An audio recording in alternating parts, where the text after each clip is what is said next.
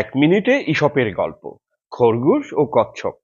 এক বনে এক খরগোশ আর এক কচ্ছপ বাস করত। খরগোশ খুব দ্রুত বাতাসের গতিতে ছুটতে পারত, কিন্তু কচ্ছপ খুব ধীর গতিতে হেলে দুলে চলতো। এটা নিয়ে খরগোশ প্রায়ই কচ্ছপকে উপহাস করত।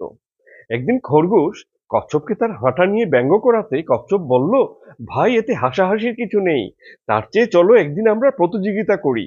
যে আগে নির্ধারিত স্থানে পৌঁছাবে সেই জিতবে। খরগোশ এই প্রস্তাবে অবজ্ঞা ভরে রাজি হলো, এবং একদিন তারা প্রতিযোগিতায় নামলো। খরগোশ বাতাসের গতিতে ছুটতে লাগলো, আর কচ্ছপ ধীরে ধীরে হেলে দুলে চলতে লাগলো। খরগোশ অনেক দূর এগিয়ে গিয়ে ভাবলো, কচ্ছপের এখানে আসতে অনেক দেরি হবে, তাই এই সুযোগে একটু ঘুমিয়ে নেই। খরগোশ ঘুমিয়ে গেল, আর এদিকে কচ্ছপ গুটি গুটি পায়ে একবারও না থেমে খরগোশের আগেই সেই স্থানে পৌঁছে গেল। সুন্দরী গল্পটি থেকে আমরা শিখলাম, ধীর আর স্থির ব্যক্তিরাই প্রতিযোগিতায় জয়লাভ করে।